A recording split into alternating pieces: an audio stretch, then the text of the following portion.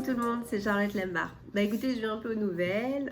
J'espère que vous allez bien, que malgré la situation qui vient de s'écouler, vous êtes en bonne santé. En tout cas, j'espère que tout va bien chez vous. Moi, ça va. Et je vais répondre à quelques petites questions qu'on m'a posées.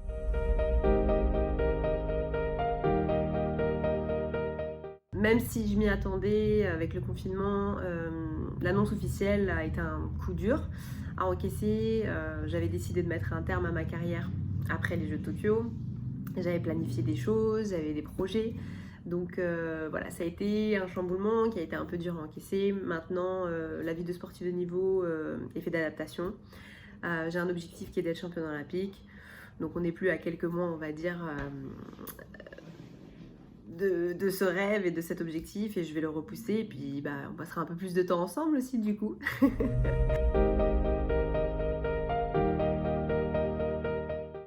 Après, comment s'est déroulée ma période de confinement? À partir du moment où on a eu l'annonce officielle du confinement, mon préparateur physique est venu m'amener quelques outils, quelques appareils pour que je puisse m'entretenir, un petit vélo d'appartement, des poids, tapis, etc. Alors il faut savoir que je suis quand même passée de 6 heures à 7 heures d'entraînement par jour à 1 heure grand maximum, et avec des jours où off total, je faisais rien, parce que entre le moment où on a su qu'il n'y avait pas les Jeux en 2020 et qu'ils étaient repoussés, forcément dans la tête on ne sait pas vers où on va, tout était flou, on n'avait pas de visibilité sur le calendrier, donc se projeter était très très difficile, mais malgré tout garder une condition physique, 3-4 entraînements par semaine pour s'entretenir. Après j'ai passé pas mal de temps à la cuisine aussi du coup, à tester des nouvelles recettes, passer du temps un peu sur TikTok aussi. Valentin pourra le justifier.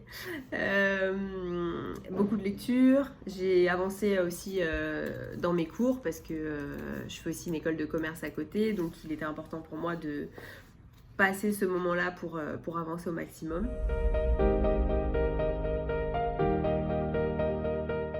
J'ai énormément travaillé avec mon préparateur mental.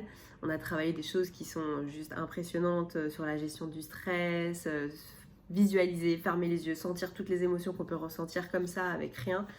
C'était impressionnant, et de se dire que maintenant j'ai des outils encore plus performants pour pouvoir gérer ce genre de situation, parce que ça arrive quand même souvent, mais on a du mal à les gérer. Des fois on réussit, des fois on réussit pas, mais là je veux vraiment optimiser ce genre de situation, et dans ma tête du coup c'est un bonheur, parce que ça a été vraiment un jeu de travailler ces situations là, un plaisir de se mettre dans des situations où on n'est pas bien normalement, et qu'en fait on en fait un jeu, et ça c'était top. Donc hâte de pouvoir tester ça. Et en tout cas, même si j'avais quand même envie d'aller en retraite sportive, je me dis qu'en fait j'ai encore tellement de choses à apprendre sur moi, sur mes capacités physiques, sur mes capacités mentales, sur mes possibilités de pouvoir performer et d'être encore au plus haut niveau, et de me dire que si je vais être championne olympique, j'ai encore un peu de travail, mais qu'en tout cas je mets toutes les chances de mon côté pour pouvoir y arriver, et je trouve ça vraiment génial.